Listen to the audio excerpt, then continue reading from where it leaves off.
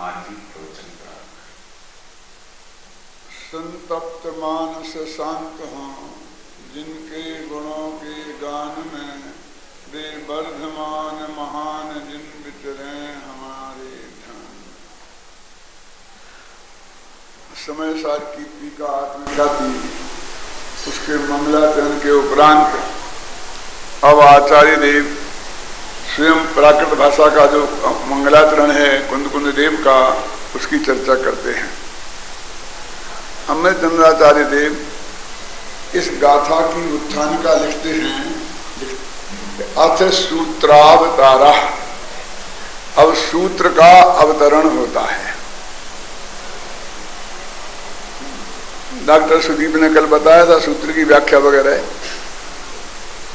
सूत्र माने होता अत्यंत संक्षिप्त कथन, जिसमें एक अक्षर कम नहीं किया जा सके और एक अक्षर बढ़ाया ना जा सके।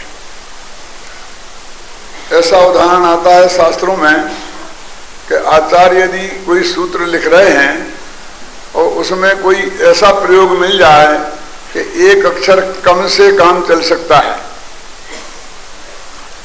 तो उन्हें एक पुत्र, जैसे गृहस्थ को एक पुत्र रत्न की प्राप्ति में सुख होता है, उतना सुख होता है।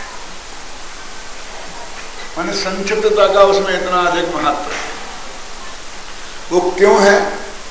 क्योंकि पुराने जमाने में और आज भी मुनिराज अपने साथ कोई परिग्रह रखते नहीं हैं। उनके लिए सिर्फ एक पीठी कमंडल और एक पुस्तक, एक शास्त्र रखने का विधान शास्त्र में है। अभी लंबी लंबी एक गाथा की 220 पेज की व्याख्या होए तो एक ही गाथा रख सकेंगे। तो वो कहते अत्यंत संक्षेप में पूरी बात कही जाए और उसका अर्थ उनके आचार्य उन्हें बता देंगे, वो सारी व्याख्या उन्हें बता देंगे। और जब वो गाथा का एक शब्द पढ़ेंगे तो उससे उन्हें अर्थ ख्याल में पूरा आ जाएगा। और भी उसका पाठ करते हैं जिसमें निरंतर स्मरण करते हैं उसका। तो उनकी वो पाठ की किताब होती है, वो वास्तव में उनके हाथ की लिखी होती है। हाथ की लिखी क्यों? कि वो उसमें यदि एक किताब ले लें आपकी हमारी हाथ की लिखी, तो फिर दूसरी किताब नहीं ले सकते। अब उनको जो दैनिक पाठ की चीजें हैं, 10 भक्ति हैं और जो दैनिक क्रिया की चीजें हैं, वो तो उनको अपने साथ रखनी है, तो वो उसमें लिख लेते हैं अपने हाथ से वसन में। अब बाकी जो समय सार की इसकी उसकी जो खास बातें उन्हें हैं, वो गाथाएं हैं, वो भी लिख लेते हैं उन्हें और उनका पाठ करते हैं।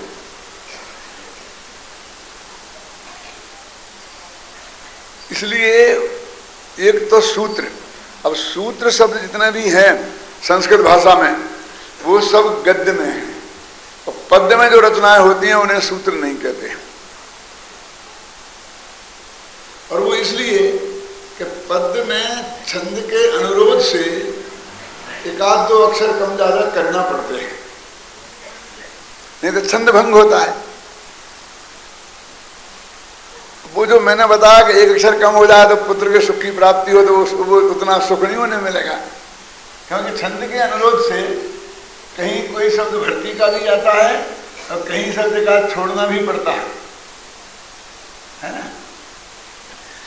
इसलिए पद्य गद्य जो है वो सूत्र के लिए सबसे ज्यादा अनुकूल है।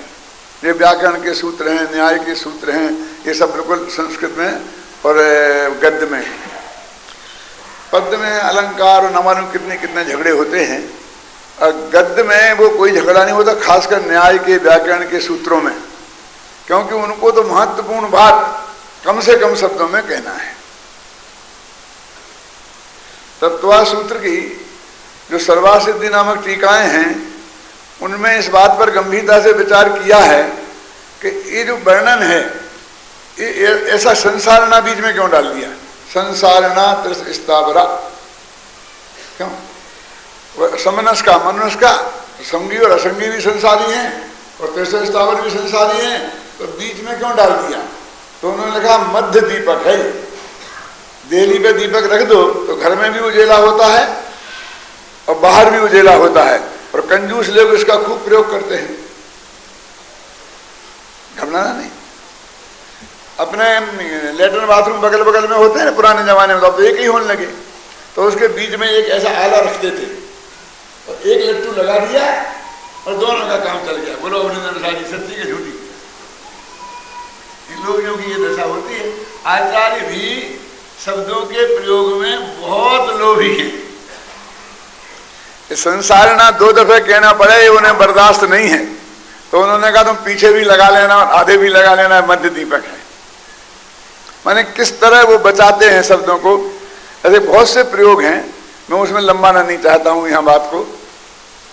तो एक तो वो सूत्र शब्द, तो उन्होंने ऐसा लिखा, अब आचार्य गाथा सूत्र कहते हैं, इसलिए वो गद्य वाले सूत्र सूत्र के रूप में प्रसिद्ध है ना, इसलिए वे ऐसे गाथा सूत्र कहते हैं कि ये प्राकृत की गाथा रूप है, लेकिन अत्यंत संक्षेप में ये तत्व ज्ञान का निरूपण है इसमें।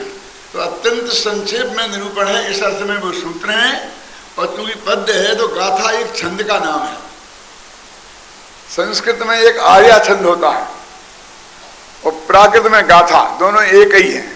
दोनों का एक ही नियम है। कौन सा नियम है? यस्या प्रथमे पादे 12 मात्रा तथा तृतीयेपि 18 द्वितीये चतुर्थी 15 सार्या। नमोकार मंत्र भी इसी छंद में है। नमो हरिहंताड़म नमो सेदाड़म नमो आयरियाणम नमो वज्रायाणम नमो लोये सभ्य साहूणम। ये गाथा है नमोकार मंत्र। तो इसमें क्या नियम है कि पहले पद में 12 अक्षर होते हैं। अब नमो अरहंताणम में 12 होंगे, गिन लेना। दूसरे में 18 होते हैं, इससे जोड़े, इसलिए उसमें सिद्धाणम और आयरियाणम एक साथ ले लिए जब 18 बनेंगे। तीसरे में फिर 12 होते हैं, तो नमो वज्रायाणम। और चौथे में 15 होते हैं। अब क्या करें, शब्द साहूणम में तो 15 होनी है, तो नमो लोये शब्द साहूणम, 15 मात्रा भी पूरी हो गई। और लोक के सर्व साधु, और इसको अंत दीपक कह के लोक के सब अनंत, लोक के सब सिद्ध, लोक के सब आचार्य, लोक के सब उपाध्याय, लोक के सब, इस तरह से उन्होंने दिया है। तो ये गाथा है, छंद है, लेकिन गाथा छंद में होने पर भी अत्यंत संक्षिप्त कथन है, इसलिए इसे गाथा सूत्र कहते हैं। और जिनमें संक्षिप्त कथन होता है उन्हीं की टीकाएं लिखने की जरूरत होती है। जिनमें संक्षिप्त कथन नहीं होता है, विस्तार से होता है, उसकी टीका लिखने की जरूरत नहीं होती है। मुझे बहुत अच्छी तरह याद है कि पूज्य गुरुदेव श्री यहाँ पधारे थे। वो 20 दिन यहाँ रहे थे टोडरमल स्मारक भवन में। जब तीसरा प्रशिक्षण शिविर लगा था तो वो 20 दिन यहाँ रहे थे। 2500 आदमी बाहर के यहाँ आए थे, इसी हॉल में व्याख्यान वगैरह उनके होते थे। तो हमने उनसे, क्योंकि मैं उस वक्त PhD शायद कर रहा था कि हो गया था, तो मैंने कहा कि गुरुदेव मोक्ष मार्ग प्रकाशक पे हम आपके प्रवचन चाहते हैं। तो यहाँ टोडरमल जी की महिमा बहुत चल रही थी, तो यहाँ आए तो टोडरमल जी के मोक्ष मार्ग प्रकाशक पे वो प्रवचन करें। तो उनने जो जवाब दिया था वो मुझे बहुत अच्छी तरह याद है, मैं आपको बताना चाहता हूँ। तो उस पर क्या प्रवचन करे, वो तो प्रवचन ही है। ये उनके शब्द हैं। बिल्कुल प्रवचन तो संक्षिप्त बात को विस्तार से किया जाता है। अब वो तो खुद ही इतना विस्तार से लिखा हुआ है कि उसमें मैं प्रवचन क्या करूं।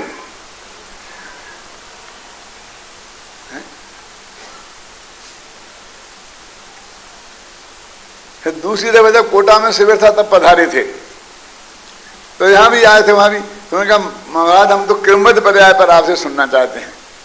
तो उन्होंने कहा भैया ये जनता समझ में नहीं आएगी, सूक्ष्म बात है क्या। और जब मैंने वो सरलता से क्रमबद्ध पर्याय लिखी तो उनको बहुत प्रसन्नता इस बात की थी कि इतने कठिन सब्जेक्ट को इतने सरल तरीके से इन्होंने प्रस्तुत किया। यानी वे महसूस करते थे कि ये कठिन सब्जेक्ट है और सरल जनता में इसको गरीब उतारना बहुत कठिन काम है। तो मैं कह रहा हूं इन्होंने लिखा सूत्रावतारा, तो एक तो सूत्र शब्द लिखा गाथा को, और दूसरा अवतार शब्द का प्रयोग किया। अवतार किसे कहते हैं लोक में? तीर्थंकरों का भी अवतार कहते हैं अपन, वे कहते हैं कि रामावतार, कृष्णावतार, 24 अवतार होते हैं। यानी वो किस धर्म में क्या है उस बात को जाने दो, लेकिन वो बहुत महिमावंत शब्द है। यद्यपि जैन धर्म में अवतारवाद नहीं है। अवतार का मतलब होता है अवतरति, माने ऊपर से नीचे उतरना। तो वो उनके भगवान तो वैकुंठ में विराजमान है ना, तो वे ऊपर स्थिति में है, और ये लोक में आए नीचे उतरे, और यहाँ साधारण मनुष्य बन गए हैं। क्यों? रोने धोने वाले, पुण्य पाप करने वाले सब हैं, और भगवान थे, बहुत अच्छी पोजीशन में थे, इसलिए उनका वो अवतार हुआ। हमारे यहाँ तो अवतार होता ही नहीं, एक दफे उस पोजीशन में पहुंच जाए। हमारे यहाँ तो हमेशा उद्धार होता है, आत्मा का उद्धार करके अरहंत बनते हैं। इसलिए जैन दर्शन में अवतारवाद नहीं है, उद्धारवाद है। लेकिन वो लोक में प्रसिद्ध है अवतार शब्द, बहुत परम पवित्रता के लिए, जैसे भगवान आत्मा उतर के आ गया हो अपने उपयोग में। तो वो उन सूत्रों को अमृतचंद्राचार्य भगवान जैसा पवित्र मानते हैं, इसलिए उसके साथ अवतार शब्द का प्रयोग करते हैं। देखो, मकान तो मकान है, और जिसमें हम सब लोग रहते हैं वो उन सब मकान है, एक है ना, अथवा घर है, हर एक घर है। लेकिन फिर भी हमारे यहाँ घर शब्द के लिए, मकान शब्द के लिए अनेकों शब्द हैं, और वो यद्यपि सब घरवाची हैं, मकान के वाची हैं नाममाला के हिसाब से, फिर भी उनका अर्थ अलग अलग है। जब हम कहते हैं कि हवेली, तो हम समझते हैं कोई रहीस जिसमें रहता है उसे हवेली कहते हैं। है तो घर ही, लेकिन वो रहीस का घर है। जब हम कहते हैं बंगला, तो उसका अर्थ होता है कोई साहब रहते होंगे, उस साहब का रहने की उसकी सूचना देता है वो। फिर वो कहते हैं कोठी, तो कोई सेठ जी रहते होंगे। फिर वो कहते हैं महल, कि राजा साहब रहते होंगे। तो आप समझे ना, झोपड़ी, तो समझे कोई गरीब आदमी रहता होगा। निकेतन, कोई संत रहता होगा। ये जो शब्द सब घरवाची मकानवाची हैं, लेकिन एक एक के साथ अलग अलग बिल्कुल बंध गए हैं। समझ में है ना? तो ऐसे अवतार शब्द, मंदिर जो भी घर ही है, तो उसका मतलब भगवान का होगा, वहां भगवान रहते हैं। अब अपने मकान में अपन भगवान को विराजमान कर देते हैं ना, तो सारी दुनिया उसे मंदिर कहने लगती है ना। अब ना है ना अजमेर में बाल भवन, और बाल भवन से दिन मंदिर हो गया कि नहीं हो गया? कैसे हो गया? वो उन्हें पैसा खर्च कर रखा है, उसमें और जरा अच्छा मरम्मत कर दी, इसलिए हो गया गौतम बुद्ध जी, कि वो भगवान उसमें विराजमान हो गए, इसलिए वो मंदिर हो गया। तो अपने मंदिर शब्द अत्यंत पवित्र क्यों है? इसलिए है कि वो हमारे भगवान का स्थान, माने भगवान की मूर्ति जहां विराजमान है उसे हम मंदिर कहते हैं।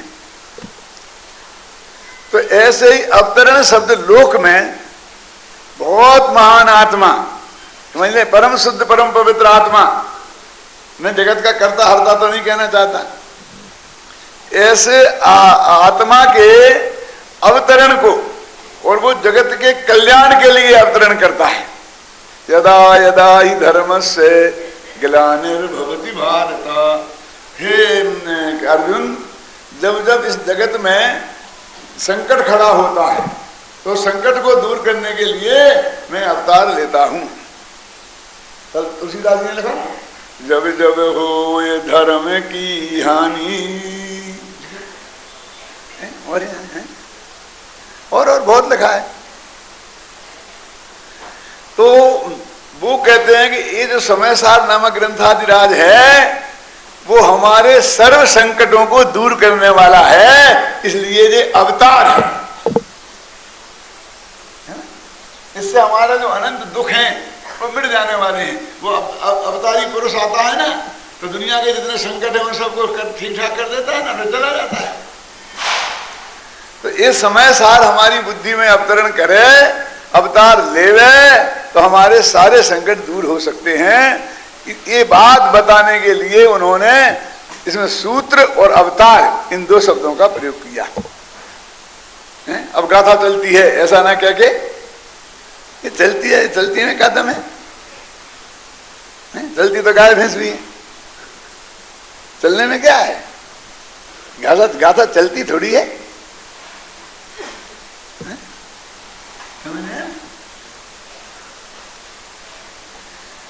ये तो सूत्र का अवतार हो रहा है। अपने के जो जन्म कल्याणक है, ये भगवान आत्मा का समझ लीजिए समय सार के सूत्रों का जन्म कल्याणक है। इसलिए वो इस शब्द से अपनी आत्मख्याति टीका को आरंभ करते हैं।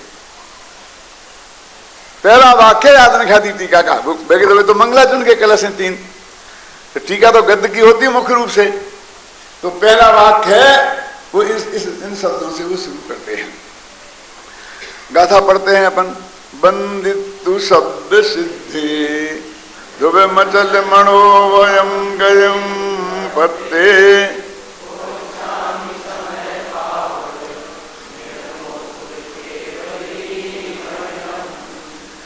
मैं सब सिद्धों को नमस्कार करता हूं। सब सिद्धों को नमस्कार करके, कैसे हैं सिद्ध? ध्रुव हैं, अचल हैं, अनुपम। ध्रुव अचल अनुपम गति को प्राप्त हैं। तो ध्रुव अचल और अनुपम ये आत्मा के विशेषण नहीं है, ये सिद्ध भगवान के विशेषण है, सिद्ध गति के विशेषण है। कि ऐसी गति जो ध्रुव है, जो अचल है, जो अनुपम है, उस गति को जो प्राप्त हैं, ऐसे सिद्ध भगवान को नमस्कार करके श्रुत केवली भणिदम, श्रुत केवलियों के द्वारा कहा हुआ इस समय सार को मैं कहता हूं। अब इसमें आपको एक ध्यान दिलाना चाहता हूं, बहुत मार्मिक। एक जगह ऐसा भी लिखा है इन्हीं कुंद कुंद ने, चाहे नियम सार में है, केवली शुद्ध केवली भणिदम। केवली और शुद्ध केवलियों के द्वारा कहा हुआ है। और इसमें लिखा है अकेला श्रुत केवली। तो इसमें क्या कहना चाहते हैं आचार्य? इसमें जो निष्कर्ष निकलता है मेरी दृष्टि में, वो मैं जरूर व्यक्त करूंगा, आपको पसंद आए चाहे नहीं आए। आना चाहिए, बुद्धि होगी तो जरूर आएगा। अकेले केवली को छोड़ दिया क्या? समय सार का केवली ने नहीं कहा था, और नियम सार केवली और शुद्ध केवली दोनों ने कहा था, और ये अकेले उन्होंने किया था। मैं ये कहना चाहता हूं कि उस वक्त भी ये परंपरा बहुत चलती होगी। कौन सी? कि आचार्य पद्मनंदी कुंदकुंदाचार्य देव श्रीमंदर परमात्मा के पास गए थे, और वहां से जो सुन के आए, और उन्होंने इससे आकर समय सार शास्त्र बनाया। तो वे बुद्धिपूर्वक इस बात का खंडन करना चाहते थे। केवली भणिदम, तो केवली तो वो श्रीमंदर परमात्मा थे। महावीर को तो 500-600 वर्ष हो गए थे। और भद्रबाहु को वो अपना गमक गुरु मानते हैं, और भद्रबाहु अंतिम श्रुत केवली थे। तो वो ये कहना चाहते हैं कि भद्रबाहु जो अंतिम श्रुत केवली हैं, उनकी परंपरा से जो मुझे ज्ञान प्राप्त हुआ, भद्रबाहु की 5वीं पीढ़ी में है कुंद कुंद, इसलिए 100 वर्ष बाद के होंगे लगभग। पूरी परंपरा है। भद्रबाहु एक माघनंदी हैं उस परंपरा में, एक जिनचंद्र हैं, ऐसे नाम है 5 शास्त्रों में, आप पढ़ना। तो वो एक जोड़ दे के कहना चाहते हैं कि जो भद्रबाहु ने अपने शिष्य को बताई, उनने अपने शिष्य को बताई, उनने अपने शिष्य को बताई, उनने मेरे गुरु को बताई, और उन गुरु का नाम था या तो जिनचंद या कुमार नंदी। मैं ऐसा मानता हूं कि वे जिनचंद और कुमार नंदी नाम के एक ही व्यक्ति थे। जिनचंद्र तो उनका नाम था, और नंदी संप्रदाय के वो थे। पद्मनंदी है ना, वो माघ नंदी, ये आते हैं सब भद्रबाहु की परंपरा में, माघ नंदी, पद्मनंदी, तो ये नंदी संप्रदाय के थे। वे बाल ब्रह्मचारी थे, इसलिए कुमार नंदी, समझे ना। छोटी उम्र में दीक्षा ले ली थी, तो छोटे बच्चे से दिखते थे, कैसे चलते हैं सोचो आप किसी कमंडल लेके। तो लोग कहते थे, अपन कहते बालक मुनिराज, ऐसे कुमार नंदी, नंदी संप्रदाय, नंदी वो क्या गच्छे गुण है ना, नंदी संप्रदाय के बाल ब्रह्मचारी मुनि, ये उनका विशेषण है, और जिन चंद्र उनका नाम है। उनके शिष्य हैं कुंदकुंदाचार्य। तो वो ये कहना चाहते हैं कि मैंने श्रुत केवली से जो बात आई उसको मैं कहता हूं। केवली से जो बात आई, यद्यपि महावीर केवली से श्रुत केवली के पास आई थी, लेकिन वर्तमान के केवली से न जुड़ जाए। आप कहेंगे उसमें क्या तकलीफ है, जुड़ जाती तो तकलीफ है। मैंने अपनी भूमिका में बहुत विस्तार से सब बातें लिखी हैं। क्या तकलीफ है? ये तकलीफ है कि हमारे जो साथी हैं, भाई हैं, वो ये कहते कि इनकी बात तो श्रीमंदिर परमात्मा की है और हमारी बात भगवान महावीर की है और पारसनाथ की है। और श्रीमंदिर परमात्मा से कुंद कुंद लेके आए थे, तो ये हमसे 600 वर्ष बाद के हैं दिगंबर, हम प्राचीन हैं। हमारे पास तो पारसनाथ और महावीर और उनकी वाणी है, ख्याल में आई ना। और इनकी तो वो श्रीमंदिर परमात्मा की वाणी है, और श्रीमंदिर परमात्मा से कुंद कुंद गए थे और वे ले आए। तो ये तो विदेशी माल है और हमारे पास स्वदेशी माल है। तो गांधी जी ने विदेशी माल का तो बहिष्कार किया ही था। वो बुद्धिपूर्वक ये चाहते थे कि मैं भगवान महावीर की जो आचार्य परंपरा है, श्रुत केवलियों की परंपरा है, उस परंपरा से जुड़ूं, और ये बताना चाहते थे कि मेरे पास ये माल उस परंपरा से है। देखो एक बात और मैं आपसे कहना चाहता हूँ इस संदर्भ में, मेरी भूमिका में ये बात लिखी है, आप लोगों को गहराई से अध्ययन करना हो तो ये उसमें आप देख सकते हैं। अरे ये सारी भूमिका मेरे ख्याल से गुरुदेव की उपस्थिति में ही लिखी गई थी और छप भी गई थी। अब दूसरी बात मैं क्या कहना चाहता हूं कि जो कुंद आचार्य देव थे, ये जो कोई भी आचार्य हो, वो अपन कहते ना महिमा के लिए कहते हैं, कहनी भी चाहिए, मुझे भी कोई ऑब्जेक्शन नहीं है, मैं भी कहता हूं कि हम सबसे पहले शायद मैंने ही कहा था कि वो हर अंतर मुहूर्त में वो विदेश क्षेत्र गए थे कि न गए थे, लिखा भी है मेरी पंक्ति में। इसका तो प्रमाणों में किसी को मतभेद हो सकता है, लेकिन वो हर अंतर मुहूर्त में अपने आत्मा में गए थे, अंतर मुहूर्त पहले, इसमें किसी को विवाद नहीं है। इसलिए उनने आत्मा सुन सुनकर नहीं लिखा, उनने आत्मा देख देख के लिखा है। ये भी मेरी उस किताब में लिखा है। क्या समझे? अरे ये देख लो ना, अब आत्मा कैसा है, आत्मा बसंत भाई मेरे को बताए तुम्हारा आत्मा कैसा है, मैं अपना आत्मा देखूं तो कौन ज्यादा प्रमाणिक है? फिर अंतर में जा जाकर उन्होंने अपने आत्मा को देखा था और लिखा था। ये महिमा के लिए बहुत अच्छा है। क्या कह रहे तुम यदि सुनना, मैं क्या कहना चाहता हूं, महिमा के लिए बहुत अच्छा है। क्यों? क्योंकि जितना भी लिखा जाता है वो 99% जो आचार्य परंपरा से हमें प्राप्त होता है वो होता है, जो हमने अंदर में जाके देखा वो नहीं होता है। क्योंकि अंदर में असंख्य प्रदेश दिखते नहीं। अब तुमने लिखा कि आत्मा संख्यात प्रदेश ही है, तो तुमने अंदर देख के तो नहीं लिखे। अनंत गुण दिखते नहीं, तो अनंत गुण वाला है, ये तुमने पुरानी आचार्य परंपरा से, गुरु से सीखा है। भगवान महावीर की दिव्य ध्वनि से आते हुए जो आचार्य परंपरा से मुझे प्राप्त हुआ, अमृतचंद ने लिखा ना, आगम के सेवन से, युक्ति के अवलंबन से, और परंपरा गुरु के उपदेश से, और आत्मा के अनुभव से। कहां लिखा? सर्वज्ञ परमात्मा से सुनकर।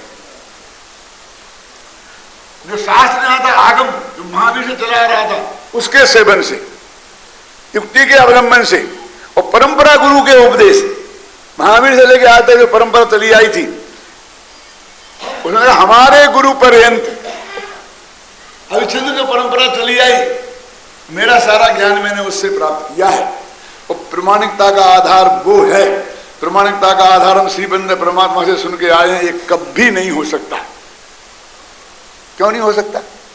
क्यों कि अब भी 1000 प्रश्न खड़े करेंगे। श्री मंदिर परमात्मा कहाँ है विदेश क्षेत्र गए थे, इसका क्या प्रूफ है, क्या करोगे?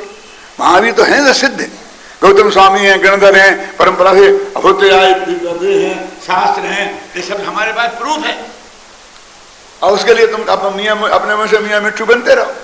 फिर मैं कहूंगा मैं भी होके आया था और मैंने ऐसा सुना था कि महाश्री मंदिर ऐसा कह रहे थे कि दिल बेचारे ही होते हैं। क्या करोगे आप?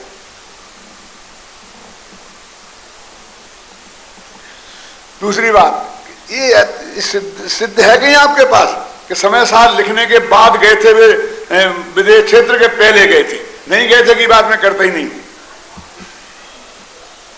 है। कोई आपके पास ऐसा प्रमाण कि जो आप सिद्ध कर सकते हो कि वे बाद में गए, पहले गए थे लिखे? अच्छा, मैं आपसे पूछता हूं, यदि वो नहीं गए होते तो समय साल लिख सकते थे कि नहीं? मैं आपसे पूछता हूं कि उन्हें आत्मा की बात वहां से समझ के आए, इस बात में कितना दम है कि वे भावलिंगी संत थे तो वे आत्मा की बात जानते नहीं थे? आप क्या कहना चाहते हो? मैं ये कहना चाहता हूं कि वहां से वे कुछ नहीं लाए, घबराना नहीं। हमारे पास ये विदेशी माल नहीं है,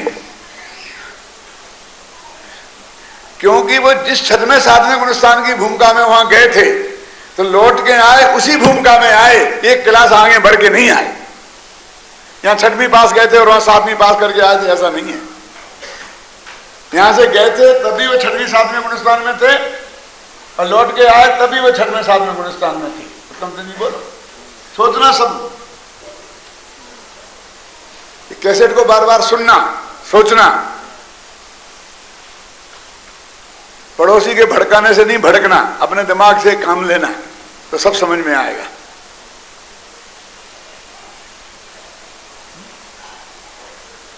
इतिहास से प्रमाण मांगता है। ये भावुकता की बातें हैं, वो भावुकता से कोई तथ्य सिद्ध नहीं हुआ करते हैं। तथ्य के लिए तथ्य चाहिए। हमारे पास क्या प्रूफ है कि बाद में आए थे? पहले होते तो भी समय सार ऐसे ही लिखा जाता, पंचास्त्रिका ऐसे ही लिखा जाता, प्रवचनसार ऐसे ही लिखाया जाता था। वो महावीर की वाणी से वो परंपरा थे। ये उनका परम सौभाग्य है कि उन्हें श्री मंदिर परमात्मा के दर्शन मिले थे और उस सौभाग्य से हम जितनी ईर्षा कर सके करें, मैंने कर सके माने हमें नहीं मिल रहे हैं, मतलब बहुत महान भाग्य था उनका। इसके लिए तो हम बहुत भाग्यशाली हैं। लेकिन फिर उन्हें डंके की चोट एक कहा क्यों? क्या श्री मंदिर परमात्मा के जाने की बात उन्होंने एक शब्द भी नहीं कही, क्योंकि वो इस खतरे से परिचित थी। और बार बार ये कहा केवली श्रुत केवली भंडम। यहाँ की परंपरा से ही मेरी ये बात है, क्योंकि ये सब बातें आगम परंपरा से आई हैं और उससे मैंने अपने गुरु के मुख से सुनकर उनकी वाणी को पढ़कर ये मैंने सब लिखा है। क्या वो ये अपने जो जितना ग्रंथों की प्रमाणिकता के लिए महावीर की परंपरा को से ऋणी मानते हैं।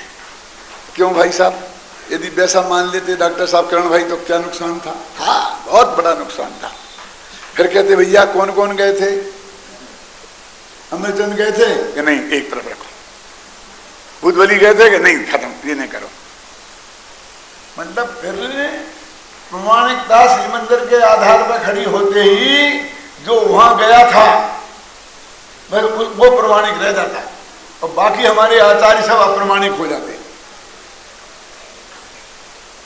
तो वो ऐसा कह के मैं जाके जिनके आया हूं, बाकी के आचार्यों को अप्रमाणिक नहीं बताना चाहते हैं, क्योंकि इस परंपरा के लिए उनसे ही नहीं चलेगी।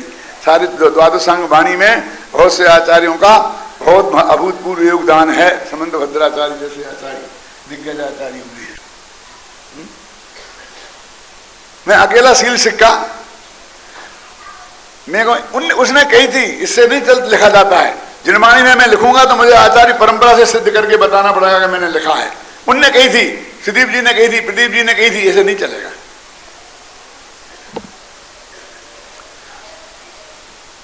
ख्याल नहीं ना? तो बुद्धि पूर्वक स्वयं को वहां से न कोई जोड़ दे, इससे सिद्ध होता है कि वे गए थे। नहीं तो उनको इतना डर क्यों होता कि हम उससे न जोड़ दे? कोई जोड़ता ही नहीं। मैं उनके जाने में शंका नहीं कर रहा हूं। मैं सिर्फ ये कहना चाहता हूं डंके की चोट कि वो अपने ग्रंथों की प्रमाणिकता के लिए प्रमाण के रूप में भगवान महावीर की वाणी से उपलब्ध जो जैन तत्व ज्ञान है उसको प्रमाणिकता बताना चाहते थे, श्रीमंदिर परमात्मा को प्रमाणिकता के रूप में नहीं। वो उनका व्यक्तिगत सौभाग्य था, वो व्यक्तिगत सौभाग्य को सामाजिक प्रतिष्ठा के रूप में अर्जित नहीं करना चाहते थे। क्यों नहीं किया उन्होंने उल्लेख क्यों नहीं किया? क्योंकि वो उसको इस रूप में भुनाने भी चाहते थे कि मैं वहां गया था इसलिए मैं तुमसे बड़ा हूं, इसलिए मैं तुमसे बड़ा हूं। ये मेरी व्यक्तिगत उपलब्धि है, मैंने उनकी ये व्यक्तिगत उपलब्धि है, उसको आधार बना करके हम सामने वाले से वो नहीं कर सकते हैं। सामने वाले को जिनवाणी के आधार पर रखना पड़ेगा। तो श्रुत केवली शब्द जो उन्होंने लिखा है वो भद्रबाहु का संकेत है। और उन्होंने कहा है बोध बावड़ में बासठ गाथा कौन से बावड़ में है?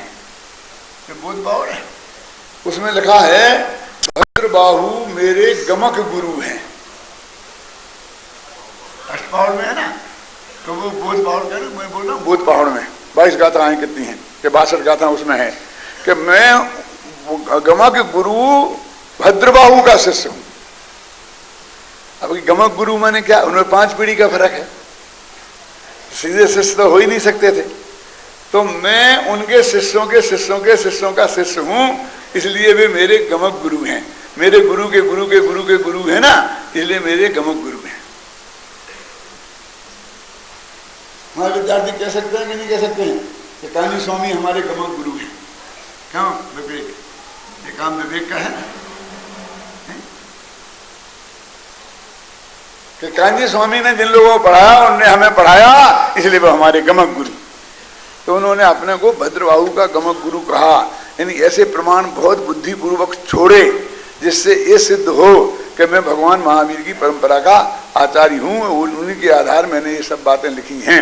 अब मैंने वहां और कहीं सुन ली देख ली है, उससे उसका कोई मतलब नहीं है। अच्छा आगे देखिए कि समय सारम इणमो बोच्छामी, मैं समय सार को कहूंगा। अब इसमें सिद्ध गति के ध्रुव अचल और अनुपम ये 3 विशेषण दिए गए हैं। तो ध्रुव और अचल में क्या फर्क है? आप देखो, अपने 12 भावनाओं के नाम जानते हैं आप? बोलो। अनित्य श्रम, यही है ना? अब चुप रहो। कुंद कुंदाचार्य की 12 भावना पढ़ना द्वादशानुपेक्षा, उसमें पहली भावना का नाम है अध्रुव, अध्रुव भावना है ना। अनित्य भावना है कि अध्रुव भावना है? अध्रुव भावना। अब देखिए समय सार की 72, 73, 74 की इन किसी गाथाओं में है ना, 74 में है ना। तो उसमें ये सिद्ध किया है, हाँ, अध्रुव और अनित्य में अंतर सिद्ध किया है। अब मैं वो अंतर बताता हूँ, अध्रुव और अनित्य में क्या अंतर है। यानी एक ही नहीं है, पर्यायवाची नहीं है, कोई अनित्य भावना कह लो चाहे अध्रुव भावना कह लो। क्या अंतर है कि देखिए, मृगी की बेग की भांति जो घटता बढ़ता हो वो अध्रुव है, और जो शीत और दाह ज्वर की भांति पलटता हो वो अनित्य है। हाँ, अनुक्रम से उत्पन्न होता है वो। क्या मतलब अंतर समझ में आया कि नहीं आया? फिर कहता हूं, देखो कि अपने को बुखार 98 रहना चाहिए, ये ना नॉर्मल। अब हमारा बुखार 105 हो गया, फिर 103 हो गया, फिर 104 हो गया, फिर 102 हो गया, फिर 105 हो गया, तो इसे क्या बोलेंगे? अध्रुव। स्थिर नहीं है, लेकिन वो है एक दिशा में, एक ही दिशा में घट बढ़ रहा है, तो उसे बोलते हैं अध्रुव। अपन कहते कभी 96 हो गया, कभी 100 हो गया, फिर 96 हो गया, तो इसे बोलते हैं अनित्य। वो विपरीत दशा में भी जाए तो उसे अनित्य बोलते हैं, ख्याल में है ना। और एक ही दिशा में घटे बढ़े उसे धुजे, धुजे, बस यहां से हटता नहीं है लेकिन धुजता है, उसका नाम अध्रुव। मिर्गी का वेग है ना, वो अध्रुव होता है, वो कम हो जाता है, ज्यादा हो जाता है, तो कम हो गया तो तबीयत अच्छी नहीं है। वो तो मिर्गी के वेग का स्वरूप ऐसा है कि कम ज्यादा कम ज्यादा कम ज्यादा कम ज्यादा हो। आपको ब्लड प्रेशर है अब मान लिया कि 120 हाई अच्छा माना जाता है, अब 150 हो गया, 170 हो गया, फिर 160 हो गया, 100, तो इसको क्या बोलेंगे? अध्रुव। अब ये कहेंगे कि 120 नॉर्मल है, वो हाई ऊपर वाला, तो कहें कभी 100 रह गया, कभी 150 हो गया, तो इसे क्या बोलेंगे? अधो अनित्याय तथा असरणाय, एक गाथा है ना कुंद कुंद की, अध्रुव है, अनित्य है, असरण है, और दुखा दुख फलित है, तदो निमित्त ज्ञानी, दुख और दुख रूप से फलित होता है तो ज्ञानी उससे निवृत्ति करते हैं। अब यहां पर ध्रुव शब्द है, कौन? पंचम गति को। तो पंचम गति में ध्रुव है, ध्रुव है माने नित्य है। यदि ध्रुव का अर्थ नित्य है और ध्रुव का अर्थ नित्य है तो फिर ऐसे कह दो कि ध्रुव नित्य है। वो तो कोई भी पर्याय नित्य होती है क्या? अब द्रव्य होता है नित्यानित्य के, नहीं उस झगड़े में मत पड़ो, द्रव्य को नित्य ही मान लो, लेकिन पर्याय तो अनित्य ही होती है ना, और सिद्ध पर्याय तो अनित्य है ना। तो उनको ध्रुव कैसे कह रहे? फिर उसे यदि अध्रुव का अर्थ अनित्य होता है तो उसे ध्रुव क्यों कह रहे? कि बोई की बोई पर्याय नहीं है, वो गारंटी से बदलती है, इसलिए वो अध्रुव है, समझना।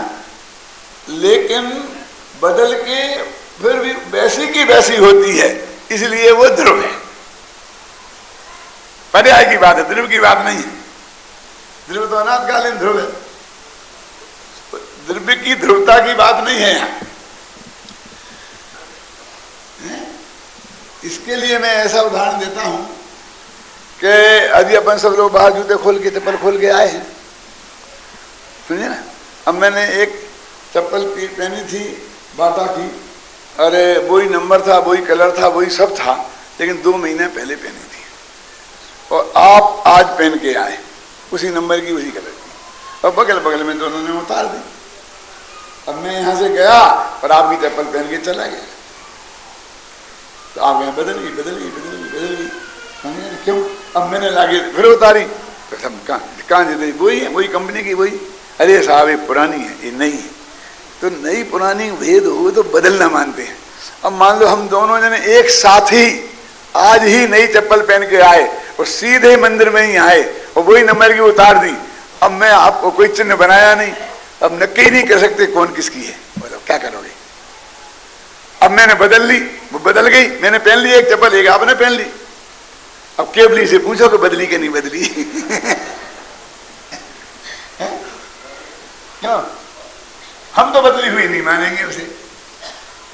लेकिन यदि मान लो जो आपने पहन ली और मेरी थी, तो बदली कि नहीं बदली?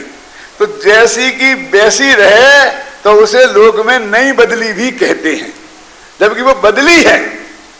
ऐसे ही सिद्ध भगवान की पर्याय प्रति समय बदलती है, फिर भी वैसी की वैसी रहती है, इसलिए उसे नई बदली भी कहते हैं। देखो, आचार्य अमरचंद की टीका है, उस टीका का मैंने हिंदी में अर्थ लिखा है। अभी मैं वो पढ़ना नहीं चाहता हूँ, क्योंकि अपने पास समय नहीं है, 2 ही दिन के व्याख्यान रह गए मेरे ख्याल से, और मुझे कम से कम इस गाथा को तो पूरा करा आपको समझाना है। इसलिए मैंने इस टीका का जो अपनी तरफ से विशेष अर्थ लिखा है, मैं वो पढ़ता हूँ तो वो ही रिपीट होगा। बाद में आप ये अर्थ पढ़ेंगे तो वो सब बात आपको खुलती चली जाएगी। मुझे समय होगा तो मैं भी पढ़ के बताऊंगा। जरूर पढ़ते हैं जरा, देखो पेज नंबर 7 पर। बसंत भाई किताब नहीं है? हाँ, मैं जानता हूँ आपको लेने की ताकत नहीं है। चारों ही गतियां देखो पर पदार्थों के अवलंबन से उत्पन्न होती हैं, इस कारण अध्रुव हैं, विनाशिक हैं। पर पंचम गति सिद्ध दशा स्वभाव के अवलंबन से उत्पन्न होती है, अतः ध्रुव है, अविनाशी है, सदा एक सी रहने वाली है। यद्यपि परिवर्तन तो सिद्ध दशा में भी होता है, पर वह परिवर्तन सदा एक सा ही होता है, सुख रूप ही होता है, इस कारण उसे ध्रुव कहा है तो वो अध्रुव, बस एक सिर के कारण ध्रुव कहा है। ख्याल में है ना? सदा एक रूप ही रहने वाले ध्रुव स्वभाव के अवलंबन से उत्पन्न होने के कारण सिद्ध दशा सदा एक से आनंद रूप ही रहती है, शांति रूप ही रहती है। पर अनेक रूप धारण करने वाली पर पदार्थों के आश्रय से उत्पन्न होने के कारण चारों गतियां रूप संसार दशा सांसारिक सुख दुख रूप होती रहती हैं, बदलती रहती हैं। सांसारिक सुख भी दुख रूप ही है तथा दुखों का रूप भी बदलता रहता है। इस कारण संसार दशा अध्रुव है, चारों गतियां अध्रुव हैं। अब अगला पढ़ता हूं। ध्रुव स्वभाव अलग है और ध्रुव स्वभाव के अवलंबन से उत्पन्न होने वाली ध्रुव पर्याय अलग है। पढ़ी पंक्ति यहां जो ये बात है वो ध्रुव स्वभाव की नहीं है, ध्रुव पर्याय की है। तो क्या फर्क है इन दोनों में? एक शब्द में बताओ। इसमें लिखा है, जिसने पढ़ लिया होगा वो तो एक सेकंड में बता सकता है। नीचे गर्दन करके चुपचाप देख ले आंख बदल के, तो वो भी बता सकते हैं। देखो, ध्रुव स्वभाव तो सदा एक रूप ही रहता है, परंतु ध्रुव स्वभाव के आश्रय से उत्पन्न होने वाली ध्रुव पर्याय सदा एक रूप नहीं रहती, किंतु एक सी रहती है। स्वभाव की ध्रुवता एक रूप रहना है और पर्याय की ध्रुवता एक सी रहना है। यहां पर्याय की ध्रुवता की बात है। क्यों तुमसे नहीं कुछ अस्पष्ट रह गया? भाषा की कोई कठिनाई है? घर घर में पढ़ेंगे तो इनकी समझ में आएगी कि नहीं आएगी? और ये डर लगता है कि घर में समझ में आ जाएगी तो अगले समझ में नहीं आए तो अरे दौड़े दौड़े चले आएंगे। देखो तो पढ़ने तो दो। क्या त्रिकाली ध्रुव ज्ञानानंद स्वभावी निज भगवान आत्मा को अनुभूति पूर्वक जानना, निज जानना और उसमें ही अपनापन स्थापित होना, उसका ही ध्यान करना, उसमें ही लीन हो जाना ही ध्रुव स्वभाव का अवलंबन है। ध्रुव स्वभाव का अवलंबन में क्या करें? पकड़ लें, ऐसे क्या करें? आश्रय। इस प्रकार अवलंबन से ही, इस प्रकार के अवलंबन से ही ध्रुव पर्याय प्रकट होती है, सिद्ध दशा प्रकट होती है। आज का समय हो गया, बाकी अपन फिर कल बात करेंगे।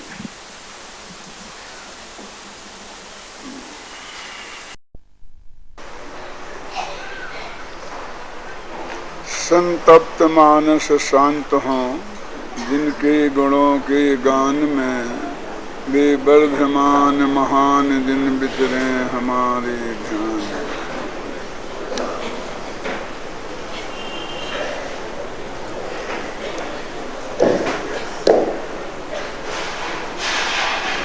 समय सार परमागम की पहली गाथा और उसकी टीका पर का स्पष्टीकरण वाला प्रकरण अपना चल रहा है।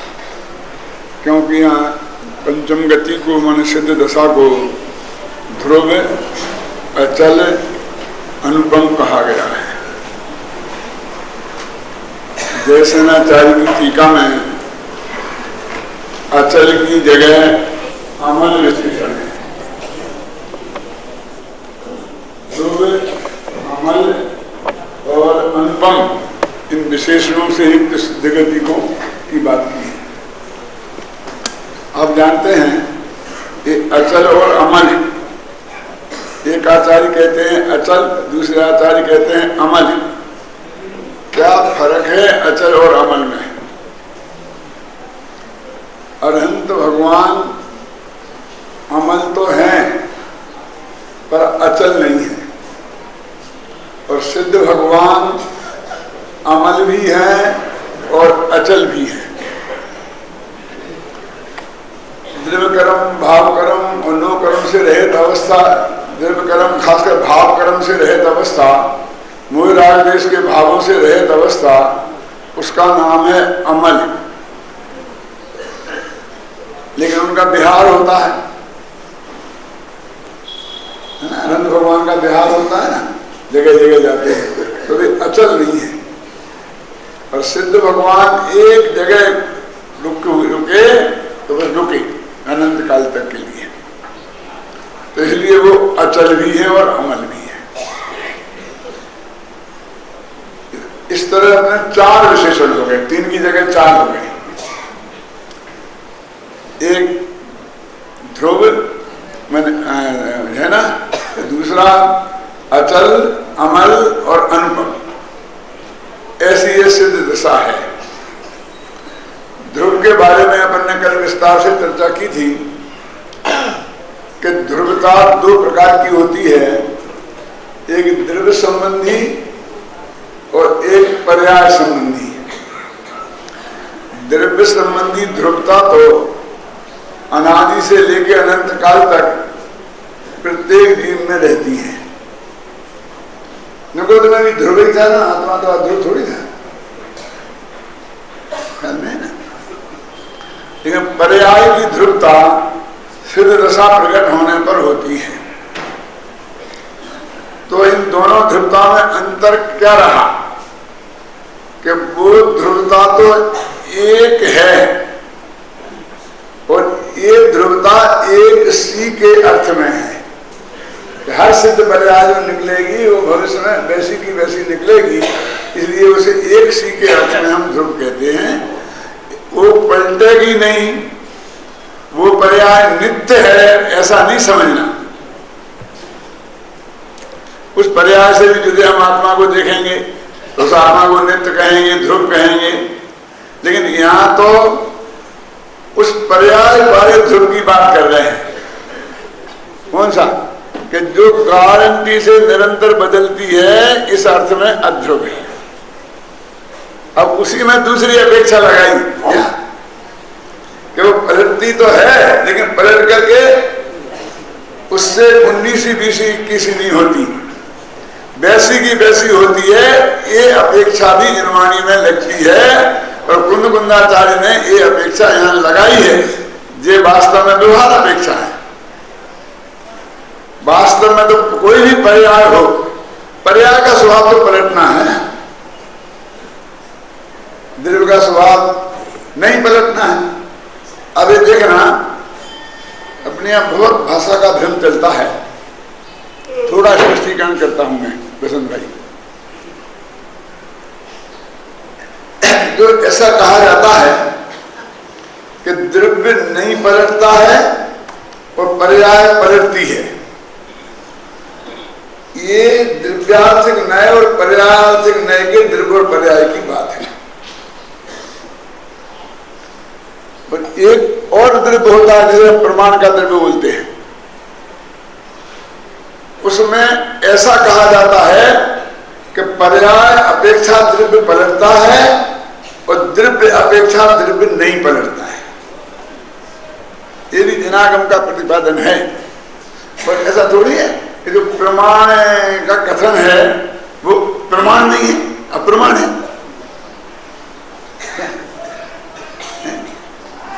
यदि ऐसा नहीं होता तो ऐसा कहीं क्यों जाता? वास्तव में हमारी भाषा थोड़ा सा भ्रम पैदा करने वाली है। और वो क्यों हुई कि पूज्य गुरुदेव श्री साहब जो भाषा विज्ञान के तो विशेषज्ञ थे नहीं, वे तो अध्यात्म के रसिया थे और अध्यात्म के मर्मज्ञ थे और उन्होंने वो बात पकड़ी थी।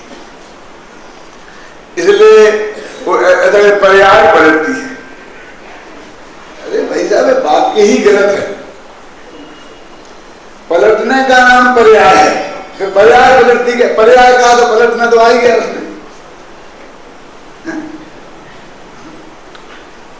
ख्याल नहीं ना?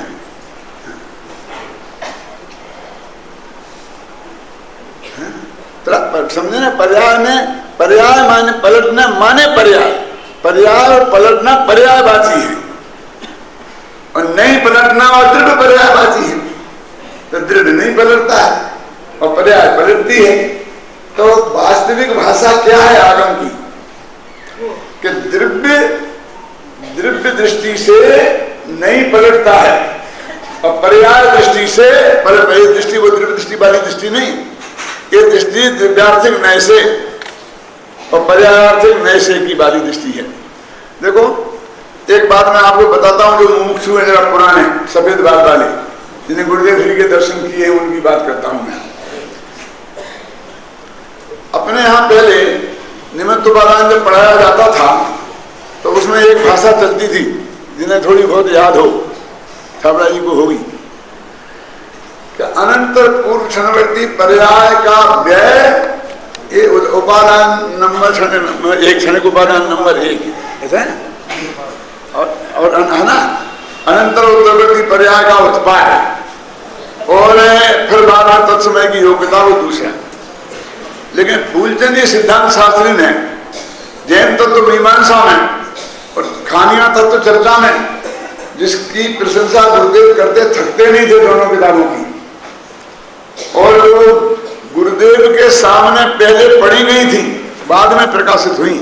और जब वो पढ़ी नहीं थी, भाग्य से हम भी वहां मौजूद थे, तो हमने भी वहां आद्योपांत सुना था।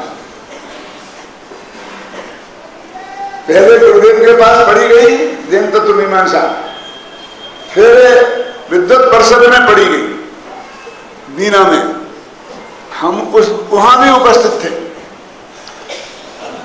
तो वो मैंने तो फूलचंद जी से कहा कि तो हमने सुनी है जो आप यहाँ पढ़ रहे हैं, लिखा सुनी मैंने सुनगढ़ में, जब आप गुरुदेव को छोड़ो, क्योंकि इन विद्वानों को पता पड़ गया वहां पढ़ करके आई है, तो इन सब का रुख ही बदल जाएगा। ये क्या कहेंगे भगवान जाने। अभी तो मुझे प्रस्ताव पास करवाना है कि हमने आद्योपांत सुनी है और ये पूर्णतः सत्य है, इसलिए पूरी सुना कर रहा हूं। अब अपने विवेक से निर्णय करके करो आप जिसको कहना है। तो उसमें क्या लिखा, क्या फर्क है, फर्क देखना अभी आप बता के। अनंतर पूर्व क्षणवर्ती पर्यायों से युक्त द्रव्य का व्यय, उसका नाम व्यय, और अनंतर उत्तर क्षणवर्ती पर्याय से युक्त द्रव्य का उत्पाद, उसका नाम क्षणिक उपादान नंबर 1 है। देख लेना। अब इस बात का पता मेरे को तब से ही है, और मैं ये बताना चाहता हूं आपको कि ये बात गुरुदेव ने पढ़ी थी, लेकिन गुरुदेव ने ये नहीं कि पंडित फूलचंद जी से कहे तुम्हारी परिभाषा गलत है कि तुम इसे ठीक कर लो। ठीक कराई होगी तो अपनी उस बारहमाला में कराई होगी, मुझे पता नहीं कराई कि नहीं कराई, लेकिन मेरे कहने का मतलब कि ये जो कथन है वो बिल्कुल सही है, भाषा भी सही है, और 100% मतलब है ना, ये सही कथन है, और उसमें थोड़ी कमी है। पर्याय का व्यय और द्रव्य का पर्याय का, कहते पर्याय का व्यय थोड़ी होता है, पर्याय दृष्टि से द्रव्य का व्यय क्या, और पर्याय दृष्टि से द्रव्य का उत्पाद। नहीं तर यदि पर्याय का उत्पाद व्यय होगा और द्रव्य का नहीं होगा, तो सुबह क्लास में लिया था, राकेश ने ली थी, किसने ली थी, उत्पाद व्यय द्रव्य उत्तम, जो वस्तु का स्वरूप है, जो प्रयोजन सार की आत्मा है, जो प्रयोजन सार में गुरुदेव ने 99 100वीं और 101वीं गाथा पर प्रवचन है, जो 100 पेज के करीब होंगे 3 गाथाओं पर। और बड़े दादा ने क्या नाम से किताब निकाली थी, पदार्थ विज्ञान नाम से बड़े दादा ने उस किताब 3 गाथाओं के प्रवचनों का संपादन करके निकाली थी किताब को। तो ये जो मैं आपको है ना, आपको कल्पना भी नहीं होगी, तब जब विद्वत परिषद की मीटिंग बीना में हुई थी, तब मैं अशोकनगर में था, और ये होगा सन 60 के करीब की बात, क्योंकि 61-62 में तो वो किताब छपाई गई है, फिर पहला एडिशन। तो ये भाषा का जो चक्कर है यही चलता रहा है।